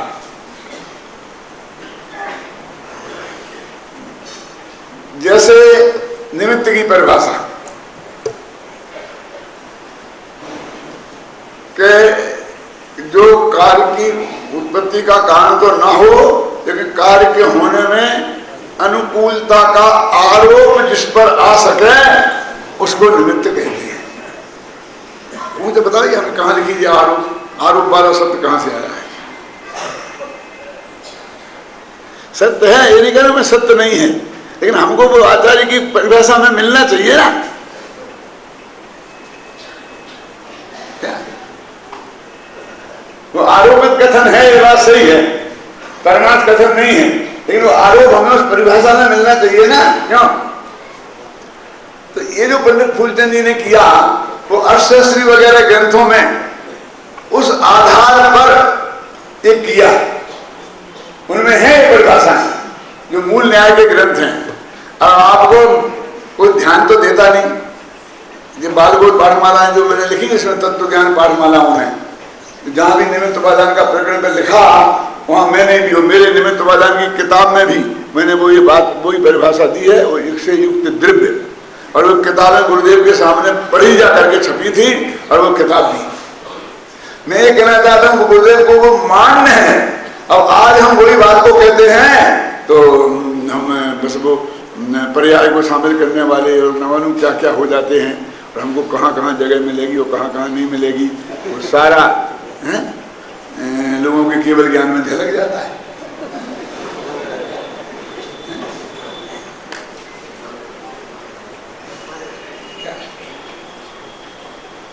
तो गुरुदेव का भी उठा के देखो ना, मर के पढ़ा, इतनी सारी बात होगी पुरानी। हमारा ये दुर्भाग्य है कि आप 40-40 वर्ष से 50-50 वर्ष तक गुरुदेव के सत्समागम में रहे और वहां पर ये सारा हुआ आंखों के सामने सबके, और किसी को इस बात का पता तक नहीं है कि ऐसा कोई अंतर था और ऐसी कोई बात आई थी और ऐसी कोई चर्चा हुई थी, है ना। 4 अभाव है ना। सोनरा में क्लास पढ़ाई जाती थी प्रसन्न भाई। अब हम लोग हमने भी पढ़ ली थी वो सब परिभाषा, हमें अच्छी तरह याद थी, और हमने अर्थशास्त्री भी पढ़ी थी, आश्रम साहब भी पढ़ी थी, उसकी परिभाषा हमें याद थी। अब जो पुराने पंडित आते और वो जो 4 अभाव की परिभाषाएं पढ़ाते, वो अर्थशास्त्री के आधार पर, आत्ममीमांसा के आधार पर, तो सारे मोक्षु हंस के खिलखिली उड़ा करके, इतने बड़े पंडित को यही नहीं आता। ये मैंने देखा गुनाह में, असर में, सब जगह मैंने अपने आंखों में देखा।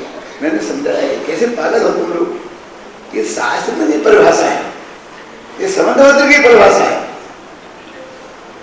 क्या, ये अकलंग देव की परिभाषा है जो पंडित बोल रहा है।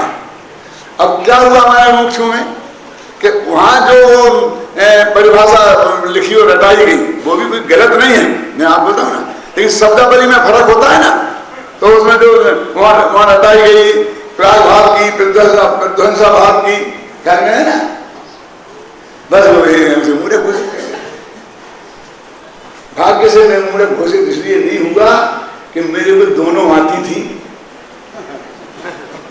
और मैं दोनों ही बताता था, उनकी भी पहले सुना देता था, इसलिए वो ये नहीं कह सकते थे कि इन्हें पता नहीं है, और बाद में वो भी बोलता था कि अर्थशास्त्री में ऐसा ऐसा लिखा है, ख्याल में है ना।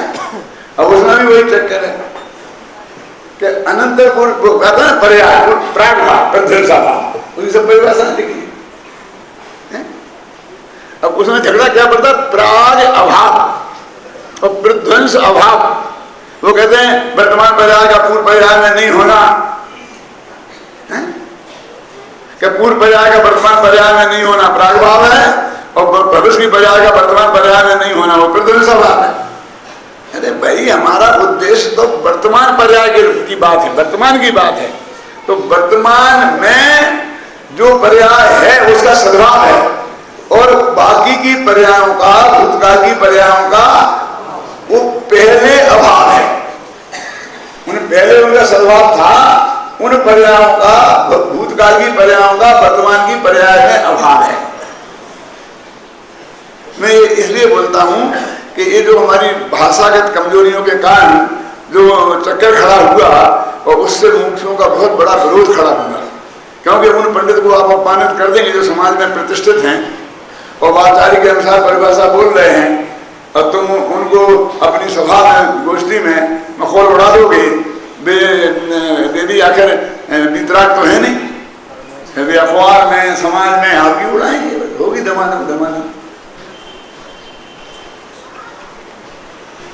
तो यहाँ पर जो ये बात है ना कि वो पर्याय तो द्रव्य, तो यदि वो उत्पाद व्यय और द्रव्य ये तीनों नहीं हो एक जगह, ख्याल में आया ना, तो वो वस्तु बनेगी ही नहीं। ये तीनों 3 जगह हो, उत्पाद व्यय तो पर्याय में हो और द्रव्य में हो। बोलो समूहों की ऐसी भाषा नहीं है। अरे भाई 2 वस्तु हैं कहाँ, ये ऐसी बात है कि एक ने कहा, पति ने कहा कि आज मैंने पंडित हुकुमचंद जी को यहाँ भोजन का निमंत्रण दिया है। तो पत्नी बोली कि ये नहीं चलेगा, आज तो मैंने डॉक्टर भारीलू को बुलाया है, मैं दो का काम एक साथ नहीं कर सकती। झगड़ने लगे, लेकिन दो खड़े तो करो, दो आदमी खड़े तो करो। ये तो एक ही आदमी के दो नाम हैं, दो आदमी हैं ही नहीं, मुफ्त का झगड़ा क्यों करते हो? समझे ना? अपने जिनवाणी में प्रमाण का भी कथन लिखा ना, प्रमाण नई रधिगमा, प्रमाण और नयों के द्वारा वस्तु के स्वरूप का परिज्ञान होता है। प्रमाण का भी कथन है, निश्चय का भी कथन है, और व्यवहार का भी कथन है, द्रव्यार्थक का भी कथन है, और पर्यार्थक का भी कथन है। अब जो पूज्य गुरुदेव श्री ने हमको बताया वो तो ये बताया कि ये सारे कथन निर्माणी में हैं और वस्तु स्वरूप को बताने वाले हैं, परम सत्य हैं। फिर भी हमें जिसमें अपनापन स्थापित करना है, और जिसमें अपनापन स्थापित करने का नाम सम्यक दर्शन है, जिसे अपना जानने का नाम सम्यक ज्ञान है, और जिसमें का ध्यान करने का नाम सम्यक चारित्र है, वो आत्मा परम शुद्ध निश्चय नय का विषय है, वो परम भावग्राही शुद्ध द्रव्यार्थिक नय का विषय है। अब हमें यदि ऐसा करना है तो उसको हमें महत्ता देना चाहिए। बाकी ये जाने हुए प्रयोजन से, जाने हुए प्रयोजन से वस्तु के स्वरूप को तो हम इससे ही जानेंगे। उत्पाद ध्रुव सत्य को हम इनकार कर सकते हैं, गुण परिवर्तन द्रव्यम, इससे हमें इनकार है। रामजी राजेंद्र टीका लिखी जो गुरुदेव की पूर्ण सम्मति से लिखी गई, उसमें सब देखो ये वस्तु के स्वरूप में शामिल है कि नहीं है। तो वस्तु में, वस्तु काय को बोलते हैं? अगले द्रव्यार्थिक नय के विषय को वस्तु बोलते हैं, परार्थिक नय के विषय को वस्तु नहीं बोलते हैं। क्यों? वस्तु को वस्तुत्व गुण की वजह से कहा जाता है। तो वस्तुत्व गुण तो स्वयं वस्तु है, और बाकी चीजें उसका रूप उनमें है, इसलिए वे वस्तु है। आत्मा भी वस्तु है, क्योंकि वस्तुत्व गुण का आत्मा में रूप है, द्रव्य में। ज्ञान गुण भी वस्तु है, क्योंकि उसमें वस्तुत्व गुण का रूप है, और ज्ञान गुण का परिणाम भी वस्तु है, क्योंकि वस्तुत्व गुण का रूप है। पर्याय भी, जो द्रव्य की जो पर्याय है उसमें वस्तुत्व गुण का रूप है, इसलिए द्रव्य वस्तु, गुण वस्तु और पर्याय वस्तु, तीनों वस्तु हैं। आया है, कहां लिखा? प्रवचन सार में द्रव्य सत्य, गुण सत्य और पर्याय सत्य आता कि नहीं? और सत्ता तीन भागों में विभाजित की गई है। क्या है राकेश? बड़ा बता रहा था सुबह, होगा ना कहीं? हाँ, अरे भाई इतना पीछे बैठ गया, इतना पीछे कब से हो गया? ये तो मेरे घर 24 घंटा बैठा रहता था, और आगे अभी इतना पीछे भाग गया। क्या? हाँ, क्या बात चल रही है? सत्ता त्रिगुणात्मक है ना? है ना त्रिगुणात्मक? वो त्रिगुण कौन है? द्रव्य सत्ता, गुण सत्ता, पर्याय सत्ता। एक ब्रह्मचारी गुणधर लाल जी थे, किन्हीं ने उन्हें देखा हो, नाम सुना हो, इनका एक भजन चलता है, कहे गुणधर आत्मचिंतन की घड़ी है। वो जो ब्रह्मचारी का नाम बताया मैंने, गुणधर लाल जी, वो उस गांव के थे जिस गांव के पंडित मक्खनलाल जी थे, चावली गांव के। जब हम वहां पढ़ते थे मुरैना में, तो वो आए थे हमारे यहाँ, और उन्हें निमित्त उपादान और इन वगैरह पे सब प्रवचन किया था। तो पंडित मक्खनलाल जी कट्टर विरोधी थे, वो गांधी स्वामी के अनुयायी थे, एक ही गांव के दोनों थे। वो तो फिर चले गए। मक्खनलाल जी ने कहा, बड़े दादा उसकी नकल करते थे, वो ऐसा भगवान आत्मा है, आंखें बंद करके बोलता था भगवान आत्मा। तो पंडित जी रोजी ना स्वतंत्र को बोला, कैसे बोलता था गुणधर बोल और इनसे बार बार करवा के मजाक उड़ाते थे। तो मुझे याद है कि जब हम लोग शास्त्री प्रथम वर्ष में होंगे या किसी में होंगे, सन 52 की बात होगी, तो उस वक्त उनने वहां पर एक कहा था कि हम एक गजब की बात है आपको सुनाते हैं कि द्रव्य सत, गुण सत और पर्याय सत। ऐसे कैसे हो सकता है?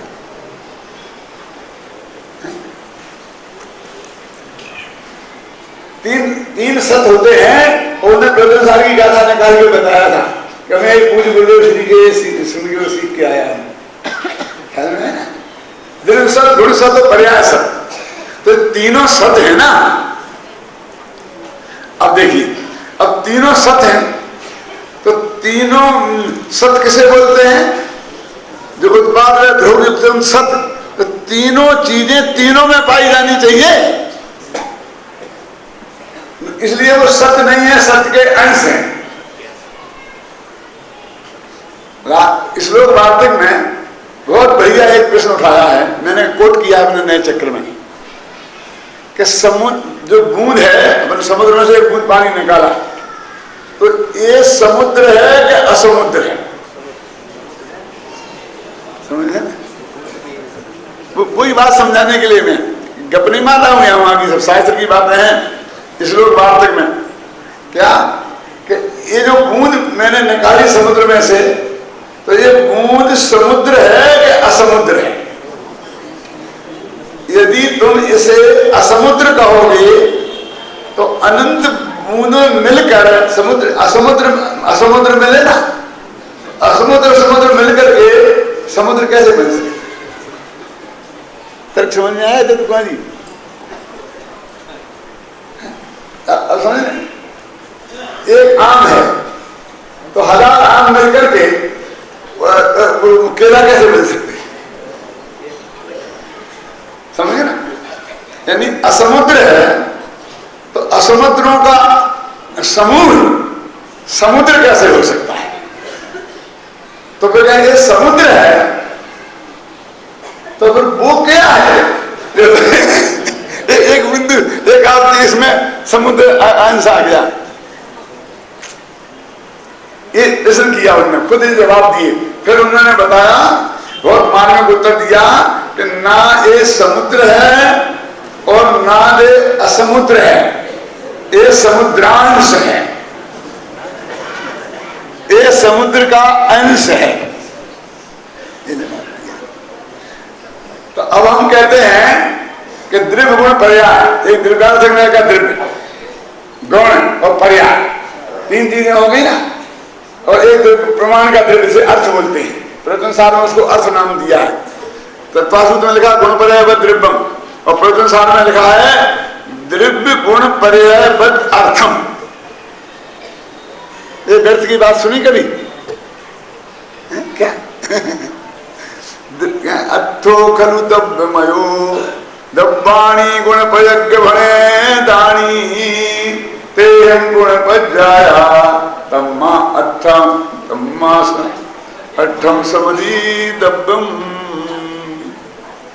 तीन द्विगुण पर्याय में अर्थ है। तो वो कहते हैं कि बोलो पर्याय है वो द्रव्य है कि नहीं है? बोलो, यदि पर्याय द्रव्य नहीं है तो अनंत पर्यायों का समूह द्रव्य कैसे हो सकता है? ये गुण द्रव्य है कि नहीं है? यदि नहीं है तो अनंत गुणों के समूह को द्रव्य कैसे हो सकता है? और यदि आप कहेंगे कि वो द्रव्य है, एक गुण ज्ञान गुण अथवा जानने रूप पर्याय, तो जब ज्ञान गुण ही द्रव्य है तो फिर अनंत गुणों का पिंड इस द्रव्य की क्या जरूरत रही? क्या मतलब इसका? फिर हो गया द्रव्य, अनंत गुणों का पिंड तो अनंत द्रव्य हो जाएंगे। अकेला एक गुण द्रव्य हो गया ना, अनंत गुणों का पिंड तो अनंत द्रव्य हो जाएंगे, लेकिन एक ही द्रव्य होता है। तो आचार्य ने जवाब दिया कि ना गुण द्रव्य है ना अद्रव्य है, द्रव्यांश है, ना पर्याय द्रव्य है ना अद्रव्य है, द्रव्यांश है। ये सब लिखा देखिए, तो द्रव्य का अंश है वो। क्यों? क्योंकि सबक में का अस्तित्व एक है। वहां अस्तित्व दो प्रकार के बताया, सादृश्य अस्तित्व और स्वरूपास्तित्व। तो यहाँ ध्रुव की बात है ना, पर्याय ध्रुव की, तो पर्याय की जो ध्रुवता है वो नित्य बदलने वाली ध्रुवता है,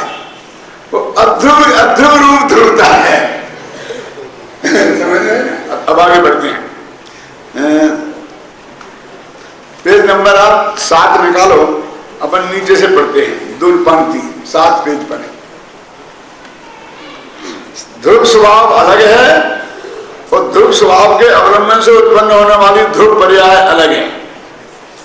ध्रुव स्वभाव तो सदा एक रूप ही रहता है, परंतु ध्रुव स्वभाव के आश्रय से उत्पन्न होने वाली ध्रुव पर्याय सदा एक रूप नहीं रहती, किंतु एक सी रहती है। स्वभाव की ध्रुवता एक रूप रहना है और पर्याय की ध्रुवता एक सी रहना है। यहां पर्याय की ध्रुवता की बात है, द्रव्य की ध्रुवता की बात नहीं। अब हम जब आता है शुरू हुआ और हम बस त्रिकाली ध्रुव, भगवान आत्मा, ध्रुव ध्रुव ध्रुव, अरे उसकी बात ही नहीं है और उसकी कथा शुरू कर देते और इसकी चर्चा तक नहीं करते हैं। ये तो हे में चला गया। ठीक है, यहां हे हो जैसा भी हो, लेकिन यहां तो वो है, यहां तो सिद्ध गति की व्याख्या कर रहे हैं, यहां तो सिद्ध पर्याय की व्याख्या कर रहे हैं। ये त्रिकाली ध्रुव भगवान आत्मा की व्याख्या नहीं कर रहे हैं। देखो, त्रिकाली ध्रुव ज्ञानानंद स्वभावी निज भगवान आत्मा को अनुभूति पूर्वक जानना, निज जानना और उसमें ही अपनापन स्थापित होना, उसका ही ध्यान करना, उसमें ही लीन हो जाना ही ध्रुव स्वभाव का अवलंबन है। और वो ध्रुव स्वभाव है कौन? दृढ़ स्वभाव, और उसका अवलंबन लिया, आश्रय लिया, तो ये ध्रुव पर्याय पैदा हुई। इस प्रकार के अवलंबन से ही ध्रुव पर्याय प्रकट होती है, सिद्ध दशा प्रकट होती है। अब इसका न्याय क्या है कि हम कहेंगे अपने दिमाग को, आंखों को केंद्रित करके देखो, एक जगह बिल्कुल हिले नहीं, यहां देखने पाए। और फिर कहा कि एक झूले पर एक लड़की झूल रही है, ऐसे। अब उस पर अपनी दृष्टि केंद्रित करो और दृष्टि झूलना नहीं चाहिए। अब वो लड़की यहां से यहां जाएगी, यहां से यहां जाएगी, तो हमारी आंखें ऐसी जाएंगे नहीं, गर्दन नहीं हिलना चाहिए। और आंखों के वो जो है ना, क्या कोई नहीं, वो भी ऐसी ऐसी नहीं होनी चाहिए। अब एक ही जगह रहो और लड़की ऐसी हो रही हो, उस पर दृष्टि केंद्रित करो, कैसे होगी? किसी स्थिर वस्तु पर दृष्टि केंद्रित करेंगे तो दृष्टि स्थिर होगी। अस्थिर वस्तु पर दृष्टि केंद्रित करने से दृष्टि कभी केंद्रित नहीं होगी। तो भगवान आत्मा का जो स्वभाव है, ध्रुव स्वभाव, उस पर दृष्टि केंद्रित की तो हमारी वो पर्याय जो प्रकट हुई वो ध्रुव के आश्रय से प्रकट हुई ना, केंद्रित की, इसलिए वो पर्याय ध्रुव है। अब अध्रुव पर्याय कौन है कि हमने पर के आश्रय से पर पे दृष्टि केंद्रित की तो उसके आश्रय से जो पर्याय प्रकट होगी वो अध्रुव है। क्यों? कि वो ही पलट रही, जब लड़की झूल रही तो हमारी दृष्टि कैसे नहीं झूलेगी? वो पर्याय प्रति समय पलट रही ना। इस जगह प्रति समय परिवर्तन हो रहा है या नहीं हो रहा? क्यों? तो वो उस पर दृष्टि रहेगी तो पर्याय ध्रुव कैसे आएगी? वो पर्याय ध्रुव है। बस सिद्ध गति ध्रुव पर्याय है और 4 गतियां अध्रुव है, क्यों? वे पलटती रहती हैं। 4 गतियां अध्रुव है, पलटती रहती हैं। तो एक कहते हैं कि ध्रुव पर्याय के आश्रय से जो पर्याय प्रकट हुई उस पर्याय को बोलते हैं ध्रुव। और आश्रय का मतलब क्या? बस ध्रुव स्वभाव को जानना, ये जानना कि यही मैं हूं, ये मानना कि यही मैं हूं और उसी में अपने को स्थिर करना, इसका नाम है उस पर्याय का आश्रय लेना। अब वो उसे ध्रुव पर्याय प्रकट होती है, कोमल दीदी मन सिद्ध पर्याय प्रकट होती है। अब वो समझ लो कि वो जानना, मानना और ध्यान करना किस लेवल का होगा, कि जिस लेवल से सिद्ध पर्याय प्रकट होती है। ख्याल नहीं ना? तो ये ध्रुव पर्याय की बात है, ख्याल में ना? अभी ध्रुव पर्याय को तो प्रकट होना है और अभी ध्रुव स्वभाव तो अनादि से है, निगोदिया के भी है, क्योंकि नहीं होता तो वो उसके आश्रय कैसे करेगा? हमारा ज्ञान, हमारी दृष्टि वो ध्रुव स्वभाव अंदर में नहीं होता तो उसका आश्रय करेगा कैसे? उस उपदेश का मतलब क्या?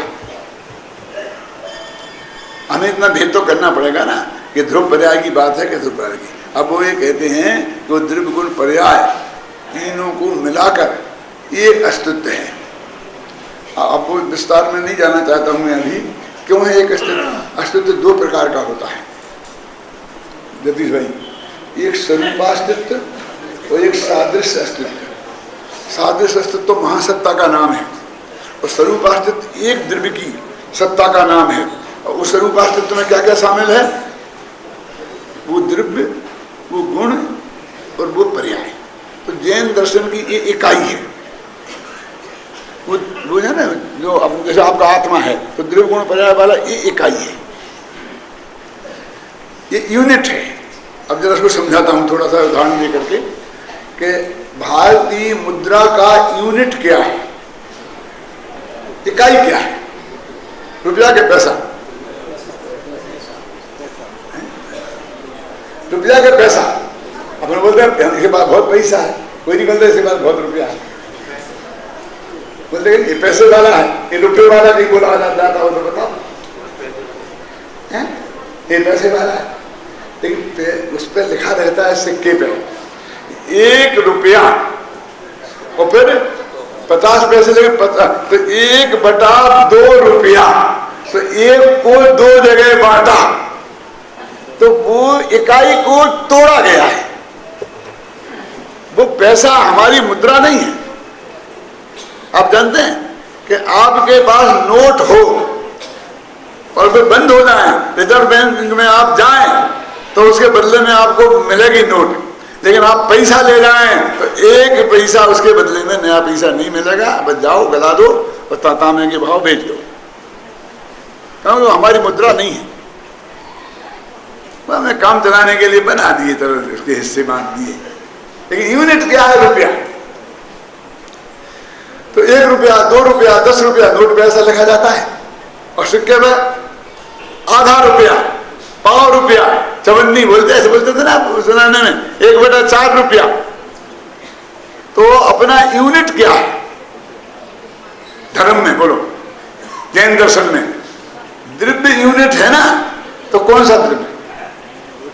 द्रव्य गुण पर्याय वाला द्रव्य कि पर्याय से रहित वाला द्रव्य? 2 ही द्रव्य होते हैं जैन धर्म में, घबराना नहीं। एक देवदास नगर से प्रमाण से। जैन धर्म की इकाई क्या है? बोलो संजीव। स्वरूपास्तित्व क्या है? तो वो स्वरूपास्तित्व द्रव्य गुण पर्याय वाला द्रव्य भाई साहब। अब जो वो सत्ता, द्रव्य गुण पर्याय, अस्तित्व माने सत्ता। अब ये जो द्रव्य गुण पर्याय को अलग करते हैं, ये सत्ता नहीं है, ये सत्ता के अंश है। अब इतने बड़े महासत्य को हम बिल्कुल ऐसे उड़ाना चाहें, जब ये अभी स्वरूप अस्तित्व का स्वरूप ख्याल में नहीं आता है, तो महासत्ता की तो बात अभी पसीना छूट जाएगा। मैं थोड़ा संकेत किया था, मेरा विचार है कि महासत्ता तक 2, 5, 10 व्याख्यान किए हैं, क्योंकि वो अधूरा में, अस्पष्टता में मजा नहीं आएगा। जैन दर्शन में महासत्ता भी है और अवान्तर सत्ता है, सादृश्य अस्तित्व है, प्रदंसार में लिखा स्वरूप अस्तित्व है। लेकिन जो वेदांत है ना, उनकी इकाई महासत्ता है और अभी जैनियों की इकाई अवान्तर सत्ता माने स्वरूप अस्तित्व है। समझे ना?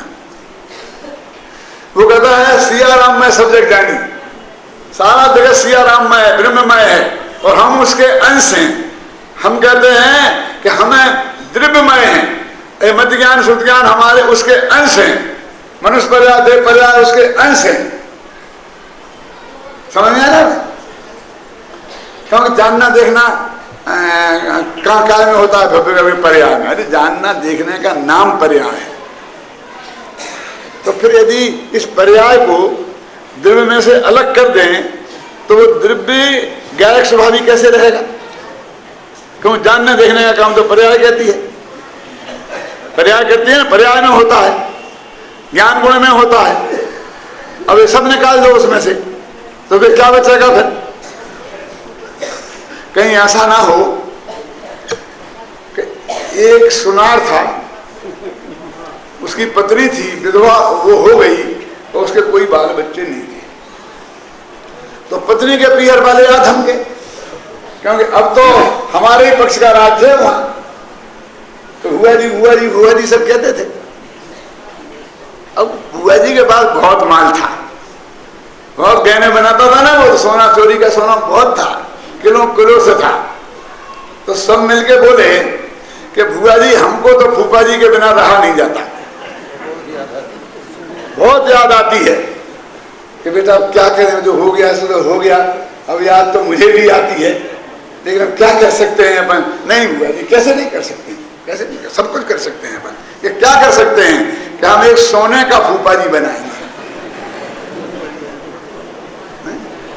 गुरुदेव चलेगा तो चलेगा, हम एक सोने के गुरुदेव बनाएंगे, हम एक पत्थर के गुरुदेव बनाएंगे, चौराहे पे खड़ा कर देंगे। यही तो करते हैं ना अपन। वैसे फूफा के भतीजे लोग थे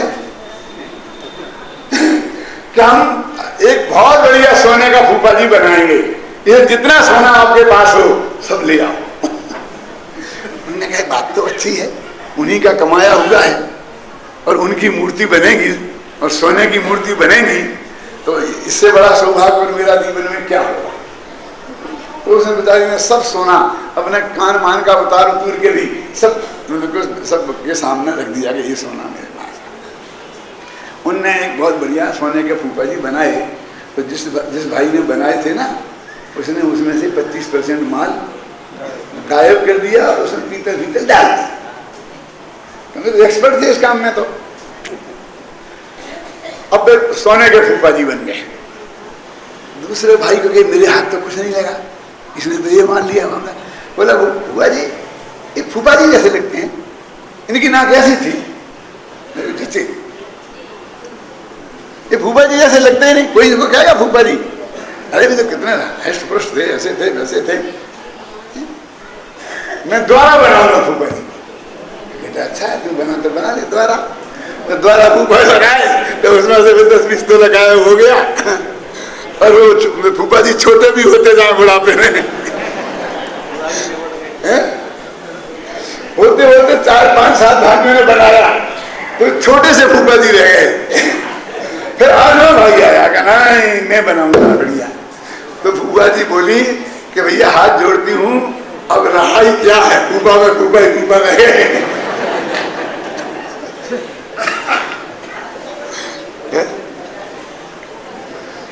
अरे भाई वस्तु को वस्तु स्वरूप जिस अपेक्षा से है समझो, लेकिन उसको ऐसा नहीं करो कि वो फूफा के फूफा में फूफा रह जाए। समझ रहे ना मेरे कहने का मतलब, जो स्थिति जहां है उसको वहां कायम रखो। वो द्रव्यगुण पर्यायमत वस्तु वो जैन दर्शन की इकाई है। कहीं ऐसा ना हो कि हमारे भेद विज्ञान के चक्कर में वो हमारी जैन दर्शन की इकाई खंडित हो जाए।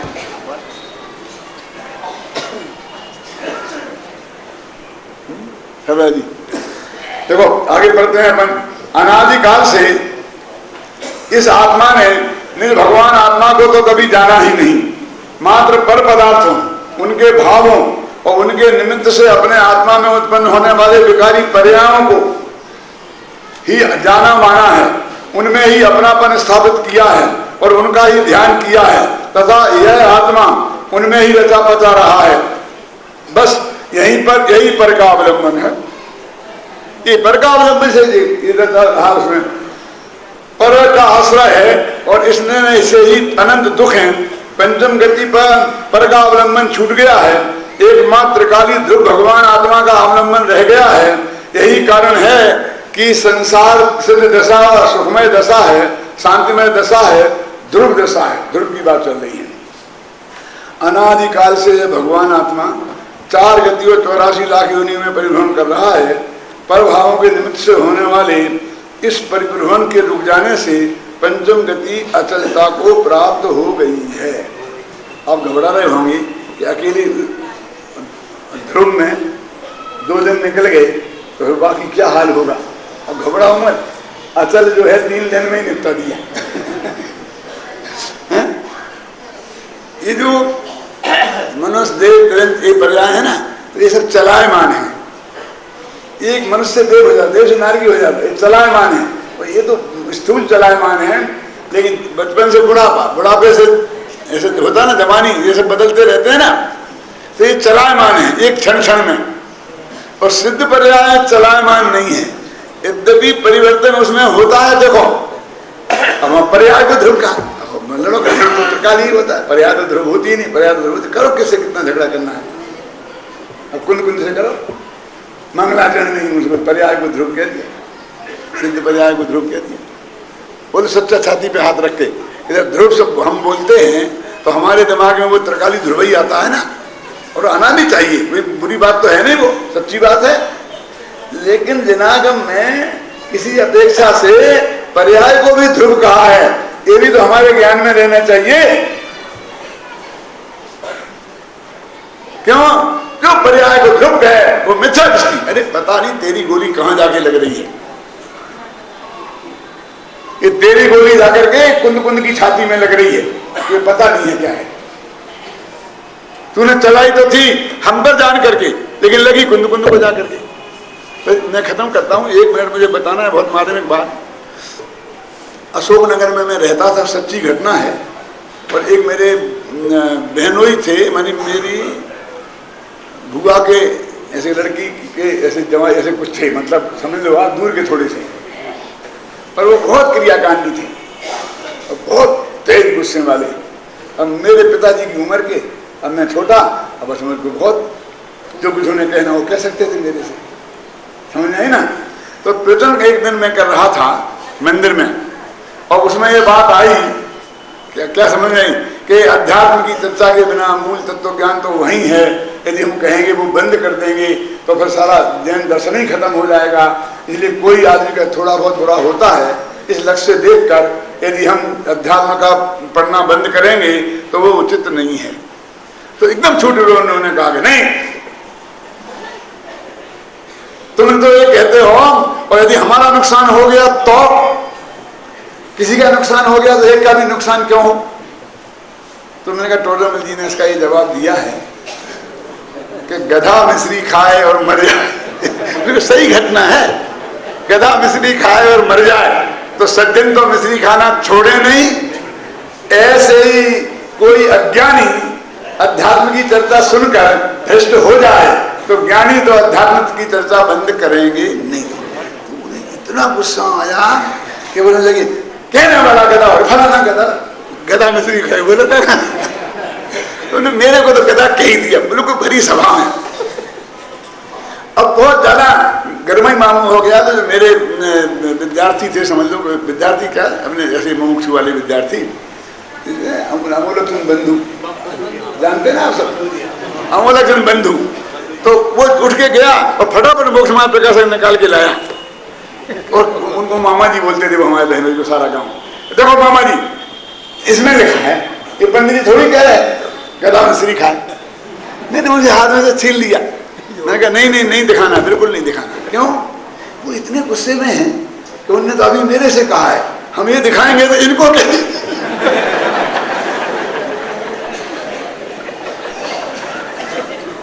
गोली तो वहीं जाके लगी है, इनडायरेक्ट लगी ना, वहीं जाके लगी है गोली तो। लेकिन अब कहने से वो और खुलवा लो सब भरी सभा में, क्या फायदा है? मैं ही सुन लूं, मेरे में तो क्या है, मेरे तो बहनों ही सुन लूंगा, क्या फर्क पड़ता है।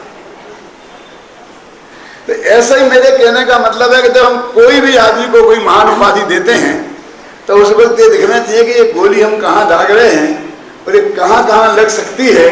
इस पर भी हमें गंभीरता से एक दफे विचार करना चाहिए।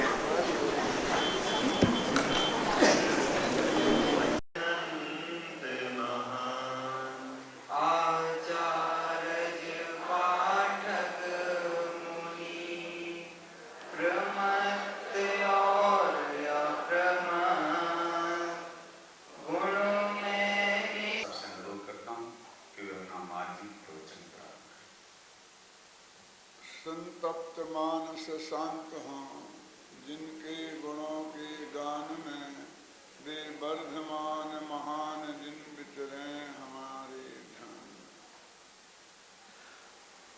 समय सार की टीका आत्मख्याति, उसके मंगलाचरण के उपरांत अब आचार्य देव स्वयं प्राकृत भाषा का जो मंगलाचरण है कुंद कुंद देव का, उसकी चर्चा करते हैं। अमृतचंद्राचार्य देव इस गाथा की उत्थानिका लिखते हैं। अथ सूत्रावतारा। अब सूत्र का अवतरण होता है। डॉक्टर सुदीप ने कल बताया था सूत्र की व्याख्या वगैरह। सूत्र माने होता अत्यंत संक्षिप्त कथन, जिसमें एक अक्षर कम नहीं किया जा सके और एक अक्षर बढ़ाया ना जा सके। ऐसा उदाहरण आता है शास्त्रों में कि आचार्य यदि कोई सूत्र लिख रहे हैं और उसमें कोई ऐसा प्रयोग मिल जाए कि एक अक्षर कम से काम चल सकता है, तो उन्हें एक पुत्र, जैसे गृहस्थ को एक पुत्र रत्न की प्राप्ति में सुख होता है, उतना सुख होता है। माने संक्षिप्तता का उसमें इतना अधिक महत्व है। वो क्यों है? क्योंकि पुराने जमाने में और आज भी मुनिराज अपने साथ कोई परिग्रह रखते नहीं हैं। उनके लिए सिर्फ एक पीठी कमंडल और एक पुस्तक, एक शास्त्र रखने का विधान शास्त्र में है। अभी लंबी लंबी एक गाथा की 220 पेज की व्याख्या होए तो एक ही गाथा रख सकेंगे। तो वो कहते अत्यंत संक्षेप में पूरी बात कही जाए और उसका अर्थ उनके आचार्य उन्हें बता देंगे। वो सारी व्याख्या उन्हें बता देंगे और जब वो गाथा का एक शब्द पढ़ेंगे तो उससे उन्हें अर्थ ख्याल में पूरा आ जाएगा। और भी उसका पाठ करते हैं जिसमें निरंतर स्मरण करते हैं उसका। तो उनकी वो पाठ की किताब होती है, वो वास्तव में उनके हाथ की लिखी होती है। हाथ की लिखी क्यों? कि वो उसमें यदि एक किताब ले लें आपकी, हमारे हाथ की लिखी, तो फिर दूसरी किताब नहीं ले सकते।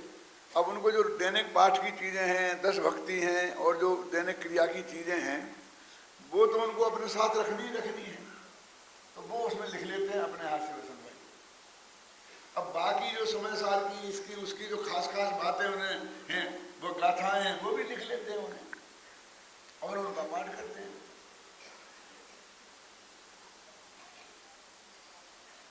इसलिए एक तो सूत्र, अब सूत्र शब्द जितने भी हैं संस्कृत भाषा में वो सब गद्य में है, और पद्य में जो रचनाएं होती हैं उन्हें सूत्र नहीं कहते हैं।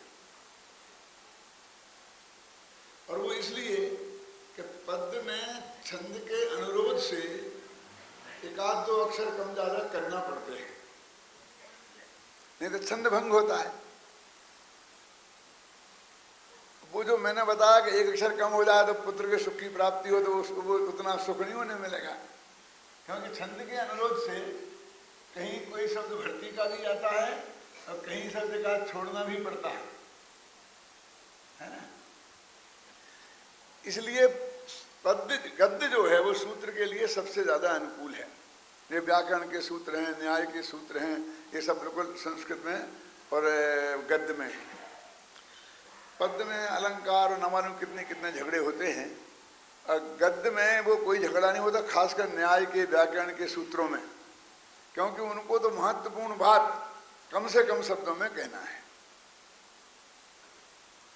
तत्वा सूत्र की जो सर्वासिद्धि नामक टीकाएं हैं, उनमें इस बात पर गंभीरता से विचार किया है कि ये जो वर्णन है, ये ऐसा संसारणा बीच में क्यों डाल दिया? संसारणा त्रिस स्थावरा क्यों? समनस का मनस का संगी और असंगी भी संसारी हैं और त्रिस स्थावर भी संसारी हैं, तो बीच में क्यों डाल दिया? तो उन्होंने कहा मध्य दीपक है, देहली पे दीपक रख दो तो घर में भी उजेला होता है और बाहर भी उजेला होता है, और कंजूस लोग इसका खूब प्रयोग करते हैं। घबराना नहीं। अपने लेटरिन बाथरूम बगल बगल में होते हैं ना पुराने जमाने में, तो अब एक ही होने लगे, तो उसके बीच में एक ऐसा आला रखते थे और एक लट्टू लगा दिया और दोनों का काम चल गया। बोलो अभिनंदन शाह जी, सच्ची के झूठी? इन लोगों की ये दशा होती है। आचार्य भी शब्दों के प्रयोग में बहुत लोभी है। संसारणा 2 दफे कहना पड़े, ये उन्हें बर्दाश्त नहीं है, तो उन्होंने कहा तुम पीछे भी लगा लेना और आधे भी लगा लेना, मध्य दीपक है। माने किस